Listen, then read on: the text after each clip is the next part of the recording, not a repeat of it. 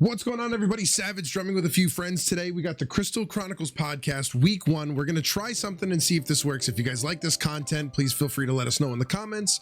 Let us know if you want to see more, if you like the format, if you want us to add or remove something. That can always be done afterwards. Above me, on this side, I think it's this. I don't know if it's mirrored, because it's mirrored for me. I don't know if it's mirrored for you guys. Above me, we have Frozen Rose. No, is it the other side? That's such horseshit. Oh, this is gonna be we're starting off strong. We've got Frozen Rose. You know what it is. It looks so bad on camera because I'm pointing to Nick. And Nick. Hello. Nice introduction. What up? Some of the things we're going to talk about today, just wanted to get a few things out of the way so you guys kind of know the roadmap of the episode. I don't know how long it's going to be. These could be 10 minutes. These could be 30 minutes. Maybe heavily edited depending on what type of words are used to keep it friendly enough for everybody. Some of the things that I wanted to talk about today, we're going to go over some tournament results. We're going to talk about the meta. We want to talk about some bans and some unbans, some things that we think should be on or off the ban list. Yuna. And we're going to have a single card, maybe two, after what just got released this morning, that we want to talk about. And then we'll do the whole outro and we'll get it going from there. Starting with the most recent tournament results, we're looking at the Materia Cup in Italy, and we came across a few different things that I'm not sure A, I agree with, but B, who am I to say that I agree with them if this is how it works? Thoughts, guys? We talking about the Italian Materia Cup? Yeah. Materia Cup Italy. I mean, you know, each region has like their own meta, which is part of what makes looking through the other Materia Cups pretty fun. I think there was a mono Earth list that won in France. Yeah. Which is like not a thing anymore because of Yuna. But they won, so you know. That's wild. Yeah. I'm looking at this list here, right? And for those of you who are watching this at home, I'll put this up as well so you guys can see it. Mono Fire, with the exception of Zidane, Mono Fire without running Clive or Ifrit. I think that's a wild take. I'm surprised it won, especially given how strong Clive and Ifrit are. Not seeing it in the deck, let alone the fact that the deck only runs 13 forwards. I think it has to do with the fact that it's... We talked about this, Randy, where this is like, you know, a mill deck that's disguised as a control or aggro deck, right? Like, Yeah. the reason why you don't run the Clive Ifrit, I think, is because you don't want to give them, it's kind of for the mirror too, you don't want to give them any kind of card advantage, right? And searching and getting Ifrits, and if you lose them and have to do it again, or you Clive special or Ifrit special or whatever, that is running through cards in your deck. I think that's why they went with this instead, because at most they're giving up one Shinryu that they hopefully already have in hand for the special instead of going and searching in their deck. Yeah. So I'm seeing like Shinryu at 3. Are they essentially just using Minwoo to discard 3 cards, get an empty hand, and then recur something back? Is that?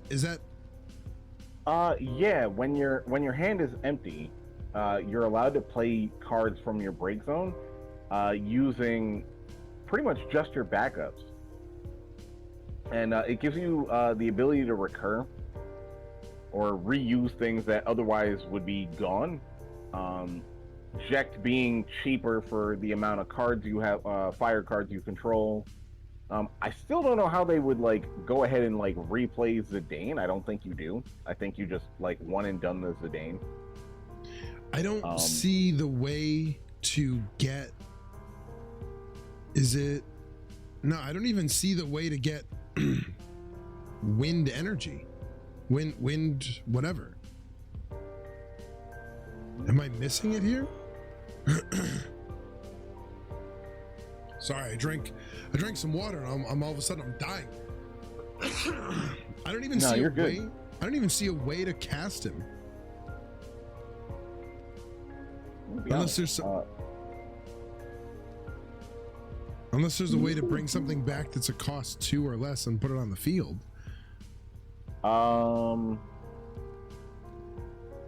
I also don't exactly see. I guess you would just pitch a Zidane to play Zidane, but you know what? Maybe that's what he's there for. Play the Zidane, pitch the Zidane to play the LB Zidane. It's probably all he's there for, and it works because he's fire wind. So if you don't have it now, I don't know. I guess you could also play it off of the Montleonis limit break. Yeah, I feel like that's a lot of resources, though. Yeah, that is a if lot you already of resources. Have the Minu on board, it gives you the second target for him. That's probably it, because you definitely. I don't. If the idea was to pitch the Zidane to play the Zidane, that's a big gamble. I feel like yeah, for sure. Pitching him for the LB Zidane is probably the more consistent play, and I think is more like the idea they're going for. And having a target besides Minwoo to play off of Montleonis, since ideally you want this woman on board, like as early as possible. So that moves us over into meta-analysis. Hey! Meta-analysis. What the fuck is going on with Yuna? Oh, man. This card is Summer, a baby. problem. I don't get how we still have this problem. And not only do I not get how we still have this problem, we still have direct support with the new Titus that just came out. There's a couple things I'll mention. One is that she hasn't been super prevalent in every region. It's been us in Japan, and even us has been kind of. We tried to do more Yuna hate than actually play her. Japan's been more on the Yuna itself. The fact that Mono Earth deck won the Materia Cup in France kind of tells you all you need to know about how it's being played there. If a Mono Earth deck won, she's not there, or not being played well at least. So the Mono Earth idea, I recently just talked about this not too long ago. I created a deck in where you cannot be. None of my forwards can be dulled by opponent summons or abilities. They can't be sent back to hand. They can't you can't touch my board. And the results of this were terrible. I did so bad. I think I got 6 damage on one person. I think I got 6 damage on Randy, but Randy doesn't play Yuna. This deck is so fucking slow. I don't know how. I don't know. Outside of a direct nerf, which, if we're being honest, should have happened forever ago, I don't know what. I don't understand why Yuna still exists. I just think it's because she's both harder and less fun to play, and people haven't been playing her as much as you'd think an overpowered card like her would be played. The Titus was probably in their slated to be released with this set for a long time. I wouldn't be surprised if they wait till now to spoil it, because they're like, ooh, no one's gonna like this. But I think that's where it comes from. I wouldn't be surprised if she gets restricted. I think there's an argument to be made that they're waiting to see what some of the new cards will do to her, particularly both of the Charlottes that are coming. The Ice Charlotte, less so. She's more annoying than actually going to be like a Yuna stopper. The Water Charlotte just is a full stop. You don't get to play the game with the Yuna deck. So that'll definitely cause a big uproar. Yeah. But I agree with Nick's analysis that the the strategy hasn't been so much for most people to play Yuna, but actually to develop strategies to go against Yuna or Yuna hate, to upgrade pre-existing decks, and I think that is going to shift the way the meta is determined moving forward. Do you think she gets restricted or banned? I don't think they're going to ban her. Square Enix has made it very clear they don't like to ban cards unless there's like an infinite or pretty much a guaranteed win condition that you can't do anything about, such as with Turbo Chaos in the past. I think that she may get restricted to one, just like the Earth Water Sophie. Unless I'm mistaken, they have not outright banned a legend card, period, in this game. I believe they did. I think now, it was. Now I have to check. Now I got to do this. Hold on. FFTCG ban list. You said no. The thought was that they haven't banned a legend, right? I don't know if Stern Leonis is a legend. No, you're right. He's a hero, and I'll double check with Majory. Yeah. So we might have be onto Riku something there, buddy. We have Riku, Guido, Dodaluma, which I hope I'm not running that one. Oh, thank God. Riku, Guido, Dodaluma, Gesper, Thaumaturge,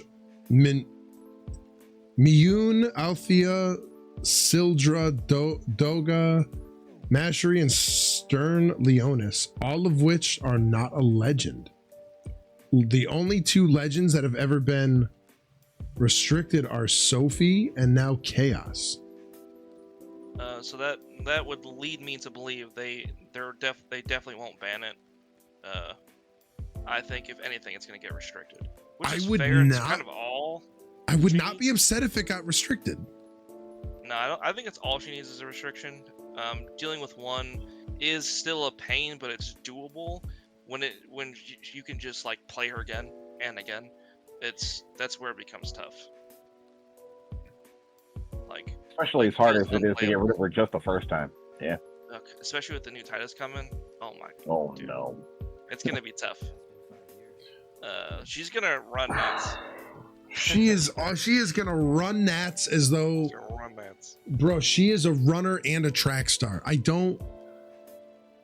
get that they're like releasing cards and they're already working on the next set and they're already working on the set after that maybe, but like I feel like Yuna is just a bigger problem that is not being, I don't want to say removed, or not being talked about enough.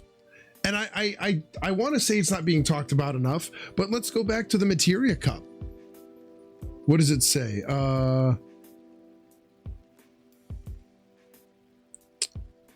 In place 9 through 16, it's not banned, so I play it. And that's a Yuna deck. Like Yuna sucks. Please ban Yuna. We don't like Yuna. Yuna's ass as they're playing Yuna. Like, I think the card is really good. I think they don't need to be printing direct support. And that new Titus, and for the record, it's fucking Titus. All right? You are never gonna get me on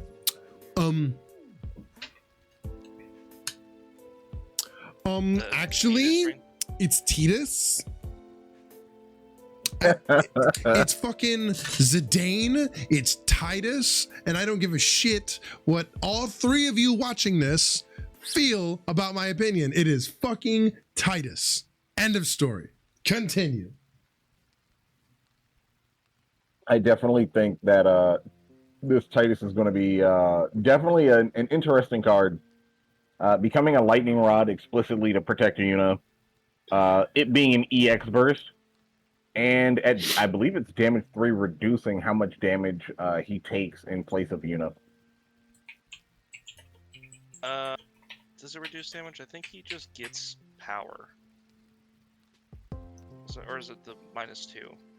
I think it's -2. I'm trying to pull it up and I don't have it. I should have pulled it up before the podcast. Damn That's it! all I got here. Yeah, if he's dealt damage, he reduces it by 2k. Yep. So I'm under the impression there's not very many lightning rod decks or cards in this game. Not a ton, for sure. I've seen pretty much Yet 3. he's It's, one full of them. Thanos. Yeah, we now have 4. Yeah.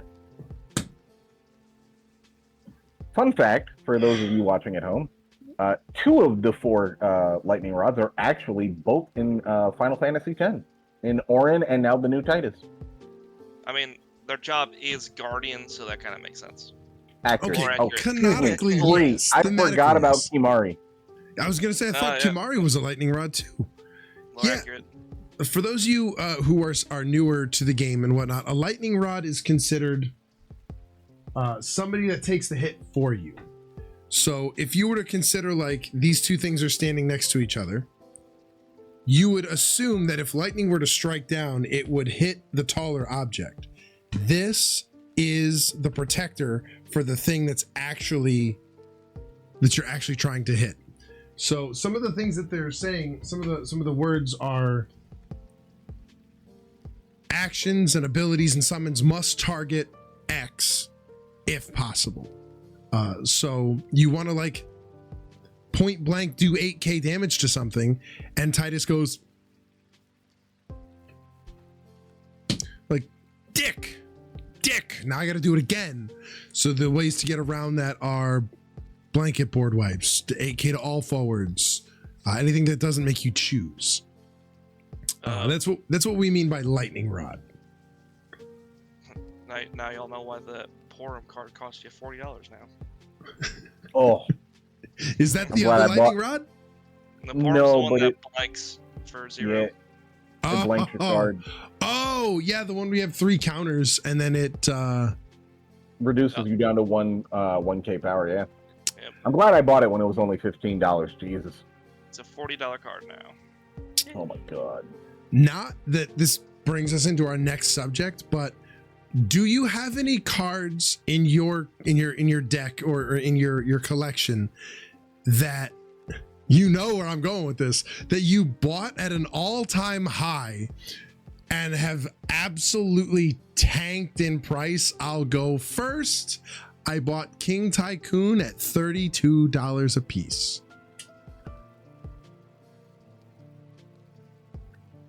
$32. Yo. I bought King a Tycoon was a lot. I bought a grip, a play set of King Tycoon for like 90 something dollars to make sure that I had them for a deck that I don't even have anymore. Yo. Imagine. I mean, that's pretty much it. That's how all of the Yuna players are feeling. Good. I hope it Materia hurts. used to be like a $5 card, and now she's like $40. Wait, Materia? Yeah, she used to be like $5 the light forward, Wait and a- now she's like almost the light $30. forward. I thought you guys were talking about the light backup. No. The forward, the one that you just pay an extra $2, you can go search and play Yuna. I can say with absolute certainty that I know exactly what card it is. Garland from Opus 14 with the Flare special. I bought this card for a whopping $40 for a single copy of foil, and I, of course, got the playset of 3. So I spent a wonderful $120. They have dropped to $15 a piece. So, you know, I spent roughly $90 extra I didn't have to. That is See, I'm a disgusting human being, and I joined this game with Legacy Collection, and started with Knights. So I came into the game right when all of the Knights became cheap, and yeah. With the exception of Kirilla, who is... Yeah, but Krilla's was already like a $10 card, which isn't compared to what we're talking about. That's not that bad. Yeah.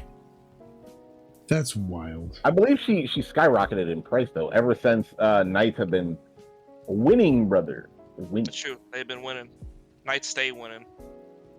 I'm looking back She at was this. like a $10 card. She has skyrocketed to almost a $60 card. She is risen up tremendously. So here's the wild part, and I just bought this collection from somebody. Yeah, I don't she's remember. Currently $55, $60. Yeah. Brother. I don't remember who. I'm looking back at this. I'm looking back at the materia, bro. It was April of 2025 that she absolutely skyrocketed. Yeah, there was a bunch of Yuna decks that made it to top cut in the San Francisco as well as the local qualifiers around that time. Yeah, well, that's just Icado going around winning all of them. Our boy Tristan Fitzgerald, if you just look up like 1/5 of the local qualifiers in the US, you'll see him as number 1. Yeah. Why win multiple if you only need one? The pricing. Got me there. I'm sorry, I'm not a winner, so I don't know what that's like. Homie was like, I need a playset of all these promos and more to sell, maybe. That's what I would You know what though? I don't mind people doing that, if I'm being totally honest. I don't mind people getting these promos and whatnot just to sell them, because we all got to make $1 at the end of the day. I also think it's good for the competitive spirit of the game. For the rest of us who want nice things, we got to get good. Get good. That's right. Speaking of getting good, I'll speak for myself. My very first tournament deck, I will say it was Turbo Chaos. Now that it's banned into Oblivion and it's pushing up daisies, I'm running Knights. Shout out to my boy Omega. We will find a deck for this poor bastard to sit in one day. We're playing Knights. I am a filthy D-Gen Knights player. I'm enjoying this deck a lot more and more as I go through with it, because I don't have to think about it. I think with other decks, you have to think about backups, setting up what you can do. Like, this deck is all about exploding and timing, when to explode. And as far as competitive scenes go, I think I'm gonna stick with Knights for quite a while, so long as they don't get absolutely beaten into the ground. I think Knights are a phenomenal way to go. For sure. Low skill requirement, but a high skill ceiling. So you can absolutely trick it out with specific tech. They do have some nice tech cards you can put in or take out. And it really changes the way the deck can be played. And like you said, timing. You can get really good hand advantage. And it was one of my first meta decks as well. I stopped playing it. But when I was playing it, it got me phenomenal results. Taking top 3 in several tournaments online and just handling light work business, if you will. What are you playing now? What am I playing now? Yeah, what are you entering the next tournament with right now? 100%. I plan to play Dancers. It's got some good answers for Yuna. As long as I open up with a few cards. I need one of 2 cards, and I can even give Knights a run for their money. What about you, Nick? I play Knights. I was basically introduced to the game on Knights, which is pretty funny. So now I'm spoiled. This works.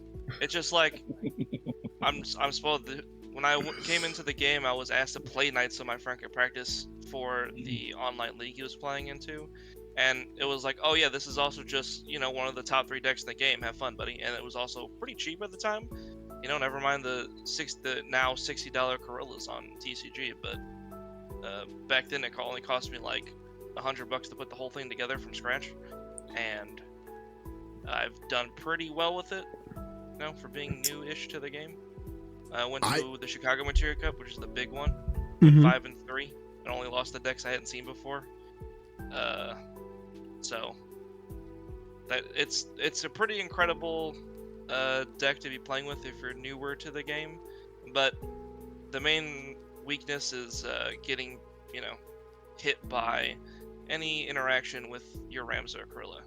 Then you're dead in the water. That's like the trick of the deck, is being able to bait that out before you go swing wide.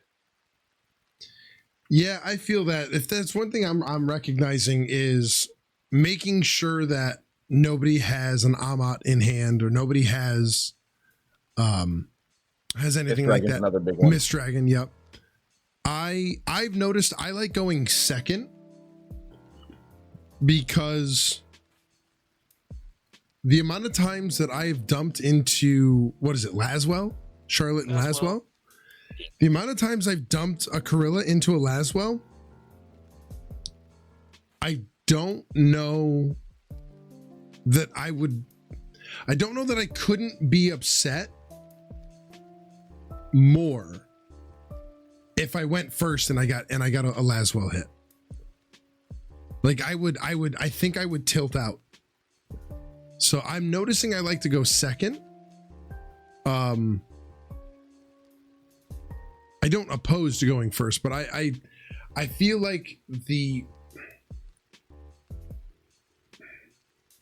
Laswell has just been too valuable to me, so much in fact that and I hate to say it because he's in here, but I shut Randy down one day because he only had one backup that was capable of producing lightning energy in a deck that ran very few lightning cards, and I absolutely shut him out because of that Laswell. Like, it's to a point where I'm actually playing it solo on its own if I can, instead of hoping that it's going to get a hit with Corilla. Are we talking about the Dancer deck, Randy? Yeah. Have you considered Yagrosh for that bad boy? Unironically, yes. That particular match changed up some of my backup lineup. I 100% have slotted in Yagrosh. Like I said, I'm waiting for a couple of cards in the mail. There it is. And once those come in, you know what it is. We're coming in with the upgrades. I'm glad I was able to do that so I could open up your eyes a little bit to that. The biggest concern that I had going into that matchup was not being able to touch your stuff, but knowing that you needed that lightning so bad made me look for that so much faster. Also, I didn't have to worry about Amaterasu. Yeah, I think a lot of it comes down to if you know what you're playing or not. If you don't know what you're playing into, going second's fine, because then you're just getting information, and then you have something for Laswell to target. Particularly if it's someone like I ran into this a couple times at the Materia Cup, where Refio players would just drop their whole hand to play nothing but backups, and then you drop a Laswell into Corilla, and they just don't get to play the game anymore. Yeah. But if you know what you're playing into, you kind of actually still want to go first, because this game is so built on being able to be proactive now. You need to have something set up going into what people are doing.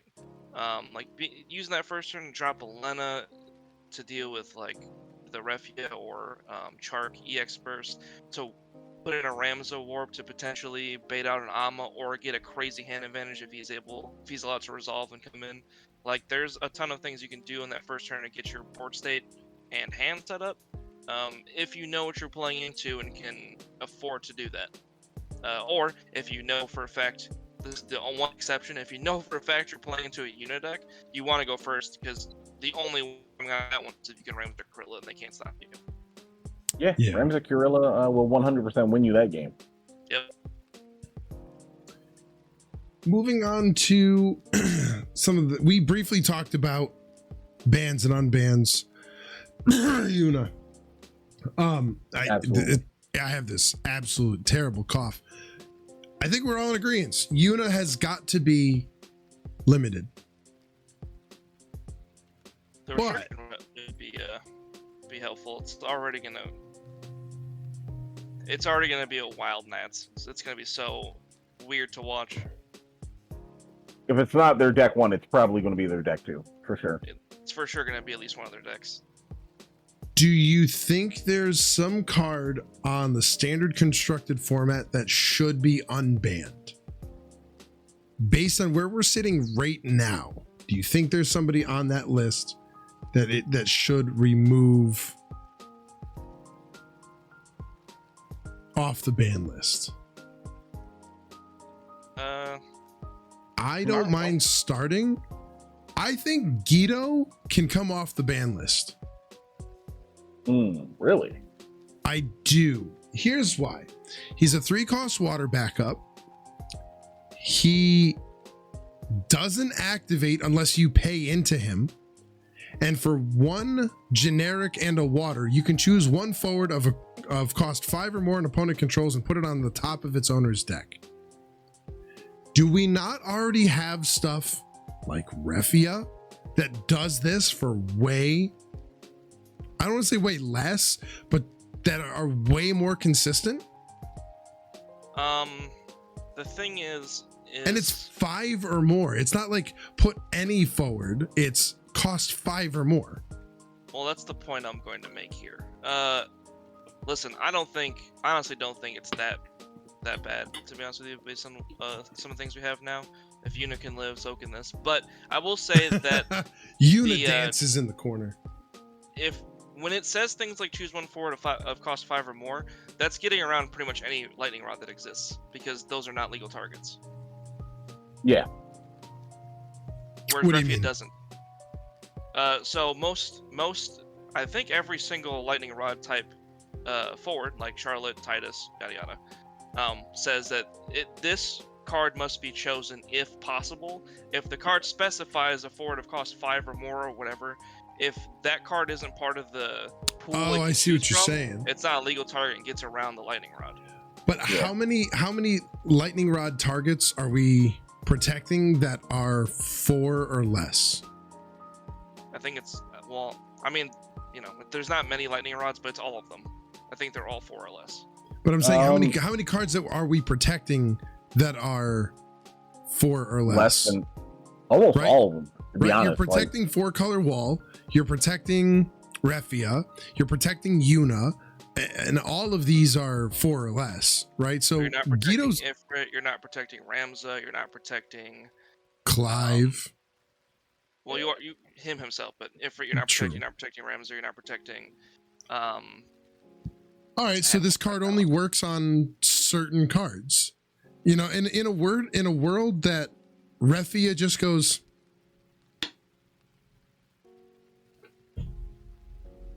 It protects. It gets to Tyvis too. Tyvis, Clive, Ramza, and those are pretty large portion, like large staples in the format. Being able to hit that without having to worry about lightning rods is kind of a big deal, I guess. But I'm also saying this as somebody who's trying to play Ramza and Corilla, right? This would directly hurt me, and I'm still okay with it because I don't think it. I think when this got banned in Opus 3, it was a lot. It's not that big of a threat anymore. Randy? The bigger issue is that it doesn't have a limit to how many times you can do it. So, for instance, if you were playing like a water wind deck, you could activate your backups with the wind engine, and you could just continuously activate Guido and do this. And not only that, it also doesn't have like a limit on how many times you can use it per turn or during the turn rotation. So you could use it both during your turn and your opponent's turn. Sure. I think how powerful is the card? I don't think it, based on today's standards, right?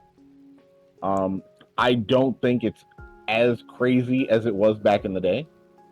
But the implications that you can pretty much do this, you know, an unlimited amount of times, or even the replayability, right? Because if you think about it, it just says choose one forward or more of your opponent controls. It depends, like what else comes into play when you use this. Right. Actually, wouldn't this card single-handedly make mono water monsters just impossible to deal with? How so? Like the whole deal with mono water monsters is you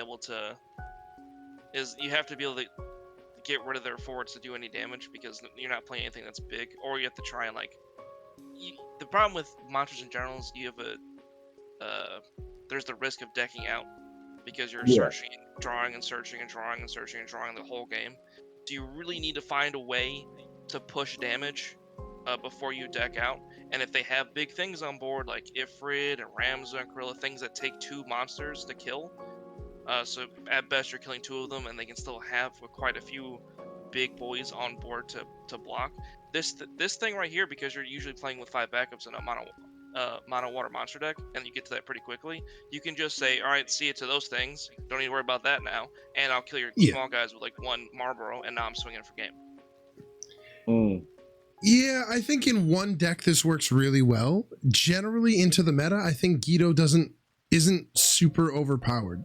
That's my pick. What do you guys have for do you have anything that you think should come off the unbanned list? The ban list. Not at this current time. I actually agree with most of the ban picks that Square Enix has decided to deliver. Until we talk about the perhaps the next card on our conversation list, in which case then we'll talk about that. But right now, I kind of stand behind it. We've got some pretty. I think the bans have been all right. Thaumaturge and Miyun aren't really all that scary. Like Thaumaturge is a duplicative forward for 2 ice. When it enters the field, your opponent discards a card from their hand. If they have 2 cards or less in their hand, it gains 4,000 power. I don't think that's all that scary. The only thing is it allows you to, if you have all 3 of them in your hand, right, you can have them discard 3 cards, which sucks.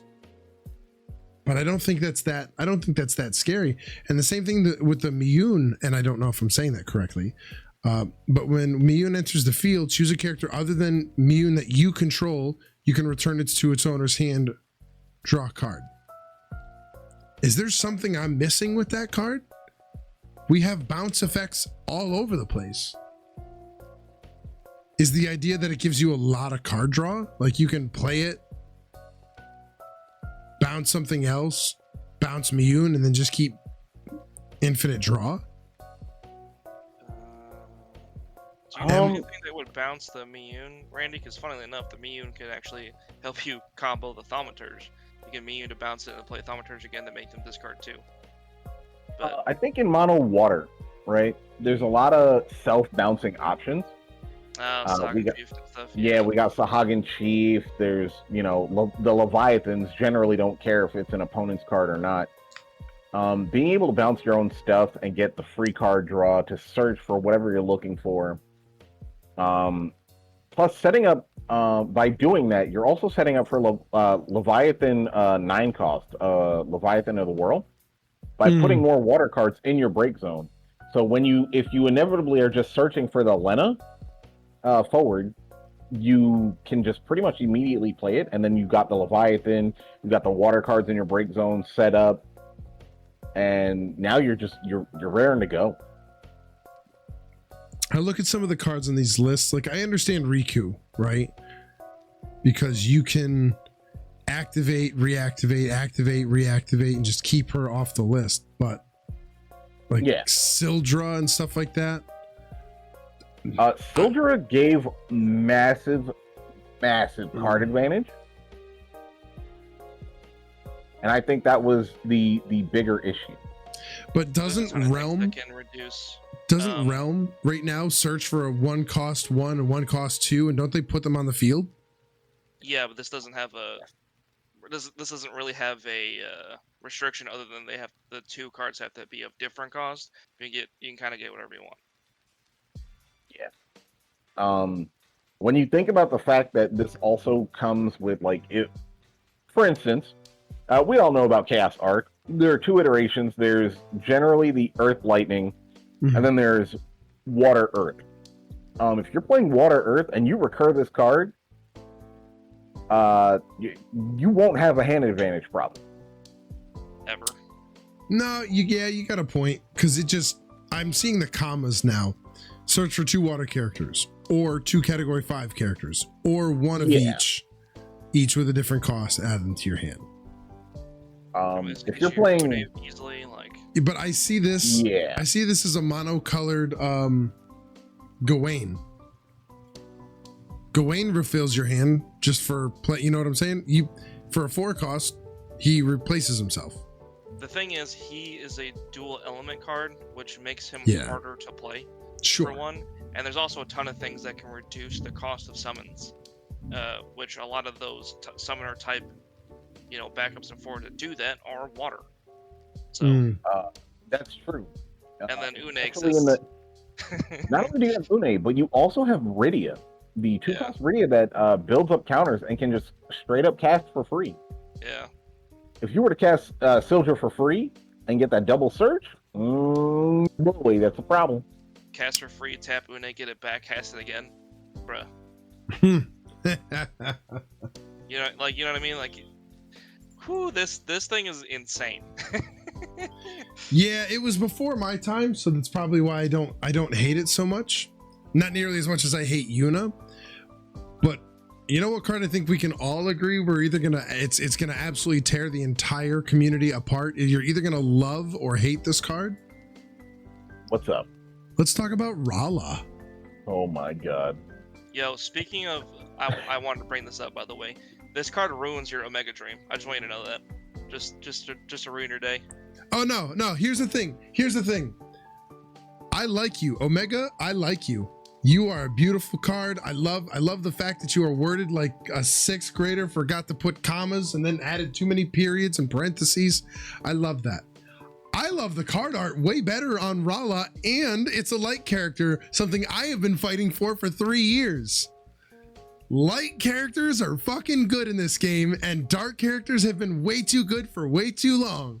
Rala, I am getting a full art of this bitch, and I am putting it right on the wall. I swear, maybe I don't do that, but I'm gonna definitely get the full art foil. 100% this thing is coming home with Papa. Spin the wheel. So, oh, Rala, I'm doing it. So, there's a world where you go back to the Earth Water Yuna deck, right? And play this off of Materia, since Titus can get you Yuna now. And then now you're dulling to cancel and also breaking something. Oh my god. There's a world where you do that, right? Not to mention, like, now you don't necessarily need to dull your opponent's forwards. You can actually just choose to take the damage, reduce it, take no damage, and then break something in response. So, yeah. So now you can just save your cancels for, like, you know, a summon or anything else that you really need to deal with. You don't really need to worry about forwards as much anymore. Or if you built up your board early, you can swing early instead of passively waiting until you have, you know, like 20 forwards on board. Here's the thing. This opens the door to a lot of problems. Rala doesn't say can't attack or block. So when you swing in and she becomes dull because she swung, yep, you're just breaking a forward on attack. Yep. I didn't even think about that. This card. Yep. This card is, you know what this card is? You know what this card is? I don't know. This will show our age. Do any of you guys remember an older video of this kid losing his absolute shit because his parents like took away his Blizzard account? So he goes in his room, he's like, and then like takes a remote and like shoves it up his ass. We all had the same internet experience, I think. Oh yeah, back in the day, that was Rala is the remote. Rala is the tool used. This is such a beautiful card. I think Rala is, like, now that you guys have brought that to my attention, I think Rala is even more of a problem than it already was. Pushing for damage, clearing board, and then you get to reactivate it and do it again. Here I was just thinking, like, some very simplistic combinations, like putting it in mono lightning, dulling it yourself, reactivating it, so on and so forth. But like, this thing actually can do a lot of different strategies, and it becomes a little scary. I think this card is a perfect example of over-tuning the power creep a little bit. Is there a rule that says if the card doesn't about attacking more than once per turn, if a card doesn't specifically state it can do that? Yes, there's a rule that unless specifically stated in card text or given an ability from another card, generally your cards can only attack once per turn. Gotcha. Because for 2,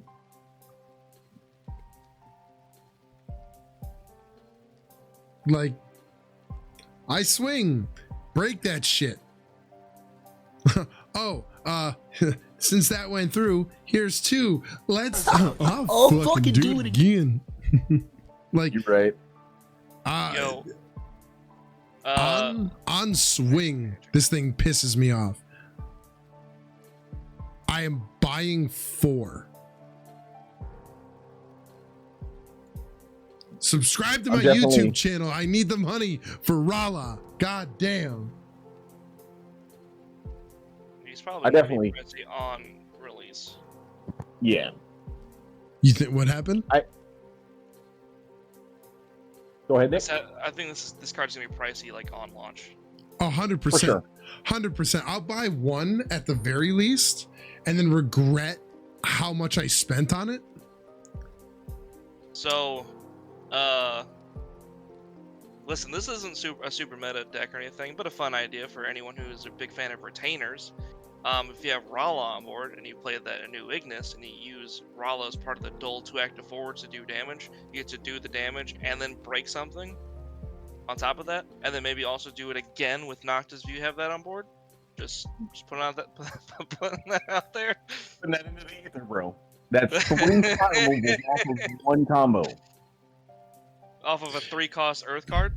The idea that Yuna can dull this and something else to do the ability, and then Rala will go, hey, also.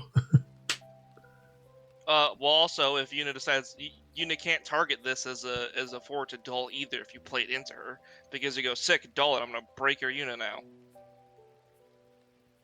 Yeah. Imagine getting Unitech that's also anti-Unitech. That's basically the Water Charlotte, because they're talking about putting that in the unit deck too, but it's the Water Charlotte's just gonna shut her down entirely. Yeah. It's just this right here, this conversation we're having, I think is why they haven't hit the restriction button on Yuna instantly like we thought they might, because there's a bunch of stuff that they knew ahead of time was coming toward the end of the year that could make her just unplayable. But problem is Nats has to deal with her still. So but you're shifting the meta, which is fine, right? But you're shifting the meta of Yuna sucks, so either play Yuna or play the little bit of tech that we've created to help you beat Yuna. So it's like playing rock paper scissors, and all the decks pre Yuna are rock. Yuna is scissors. Get it? And everything. And the deck, you like that one, didn't you? I'm so proud of myself. And the deck, the cards that they're putting out is I did the analogy wrong, but you either play everything else, or you play Yuna, or you play the tech that techs against Yuna. Right? You're shifting the meta in such a way that Yuna's not a problem. So you're going to continue to make cards that either help or break Yuna. You're building an entire meta around a single card, and that can be a little dangerous. Well, like I mentioned at the beginning of the conversation here, is that I don't think anybody really knew that she was going to be this strong when she was spoiled. No, I don't think anybody did. You had that knowledge, huh? You had that I had intention. I actually bought Yuna on release. I couldn't get my hands on Materia though. That was really the only thing stopping me from being a Yuna player myself. I know. I'm the scum of the earth. I don't care. The thing is, we were already looking into the Vikings thing from way before, but even when that was getting played, it was annoying, but it wasn't oppressive. I was playing Knights, my view on that's a little skewed, but it still didn't feel unbeatable until people started playing the Earthwater version with Galoof, and then it became just oh my god, unbelievably strong. And now there's this Cat 4 version that's going to be playing that new Titus, and it's going to be insane. But when she was first spoiled, there was no she seemed like she would be good, but it didn't seem like it'd be meta warping, it was going to run the format. And it still kind of almost didn't, because people didn't know how to play her very well. That's the other problem. People didn't know where to play her yet, so she made top cut at the San Francisco Materia Cup, but they all got knocked out in the first round outside of the one mirror match between the two. Yeah. Tonight, as a matter of fact. So of course. that was that right there, I think, is part of the reason why it didn't get the panic button restriction or ban, because people weren't playing it well yet. I think it's just now, like as of the last couple of big events, like not even Chicago, I'd say like Kansas maybe, is when they started being like, oh, this is a problem. Oh, believe it or not, the newer players, when they first found out about Yuna and saw what she was doing, immediately started crying for nerfs, restrictions, bans, and even like the higher end players now, like the pros, are actually they're actually hoping for a pre-nats restriction of some kind. Especially now. Definitely now. So humor me. Yuna gets nerfed. She gets absolutely removed from the tournament scene. Right. What deck do you think takes its place? What deck do you think takes over? 100%. I think Mono Earth would come back. Last year, most of the meta decks that we're seeing now, such as Knights, Warriors, even Cat 4 was seen last year a couple of times. All of these decks were, Turbo Chaos, of course, before it's banned, were all seen to have problems with Mono Earth. Even Refia is still a strong force from last year. It's one of the things that stood the test of time. But Mono Earth stood toe-to-toe with these decks and actually was coming out on top, even on the world scale. So I think if Yuna disappears, because Yuna definitely gives Mono Earth a quick shutdown, I think Mono Earth would come back with a vengeance. And what about you, Nick? I think Mono Earth is the main thing that fell out that would come back. We'd probably end up seeing some Mono Wind again, because Mono Wind's only real terrible matchup was Knights. That was the one that you just can't win if you're playing Mono Wind. But you'd see it come back. I'm sure it would take an LQ or two from someone who really knows how to pilot the list. And then I think the bigger events you would see a lot more Refia like topping again. On that note, I feel like you would see some of the new monster stuff falling out, actually. Really? I think Wally kind of loses a lot of its appeal without the main thing to throw it at. That's true. The action abilities of the monster decks have been giving Yuna the problems that honestly Yuna needs. Yuna needs to get out of here. So Monsters was seen last year. It was usually mono water and fire water. However, like you said, water lightning monsters have taken over and have been more prominent. But I think monsters would remain in the meta. I don't think it would be as powerful, like you said, though. I think people just move more to Fiwa again. Just for the aggression. Clive, Buddyyyy, yeah. Clive, Buddyyyy. Yeah. Clive's another one of those. Clive is another one of those cards that's a problem, but not a problem enough to be like, gotta get rid of it, gotta remove it. Like, it's just, you're either playing. I'm gonna be honest. The last couple of sets, the power creep has been very noticeable, and the start of it, honestly, Clive Ifrit was the start of the power creep, because we saw Clive Ifrit right after Turbo Chaos. If you want to be honest, Turbo Chaos started the train, Clive Ifrit followed it, then we got Yuna, and I hate to be that guy, but man, now we're looking at Rala, bro. Rala is, I think, going to be something that changes the game once again. So here's the thing, right? You know your dark cards really well. Sure do. How much does it cost? Neo X is 6 cost. Is he a 10k for 6? Yeah. Omega is a 5 cost for 10. Yep. Minerva is a 7 cost light forward for 10. Bro, fucking Shinryu is a 5 cost for 9. Why the fuck is Clive Ifrit like? We're looking at cards that are 10. Like, when have we ever seen 10k power prior to this? Like a hard meta card, like 10k for 4. Yeah. Warrior of Light. We have one example, and that's it. 10K was like Super Saiyan 3, right? Everything was 7, 8, and when you had 8, you had 9, and that was like, whoa, that shit's 9K, holy cow. Then you had Amaterasu, right? And we had Amaterasu, which was basically, in my opinion, the staple. And that's coming all the way back from Opus 12. I have it in front of me.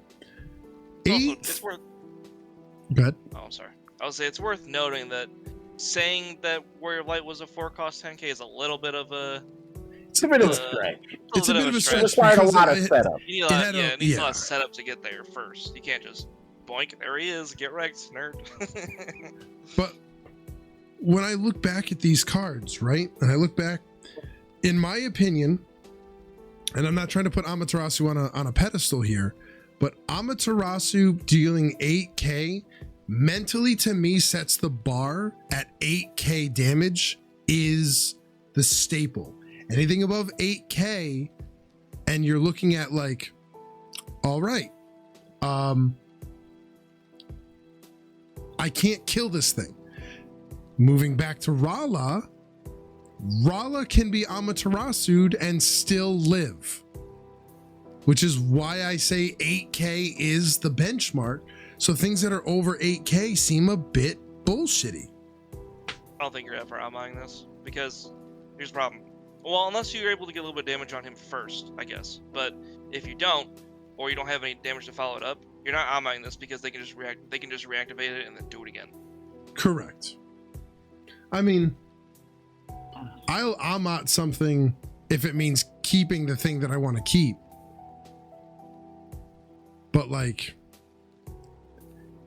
It's just if you know they can do it again is where it becomes an issue. I'll force somebody to use their resources. Like, go ahead and discard that. Just go ahead and discard that card in hand, just so you can like. I'll force you to use up your own resources to do your shit again, and maybe that will change in a year on episode 52 of the third iteration of the name of this podcast. I'm sure we'll change it. But no, I think 8K is the staple, and I worry that I see things coming up 9K and 10K a lot. Look at 7-cost Phil Thanos. That card was your lightning rod. That card was your yeah, that was my boy.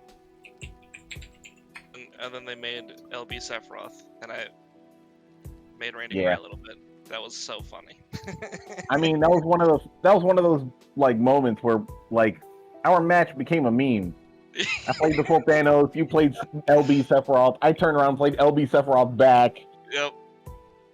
Which, by the way, for the viewers at home, absolute terrible gameplay. None of that was efficient at all, but you know, we did it.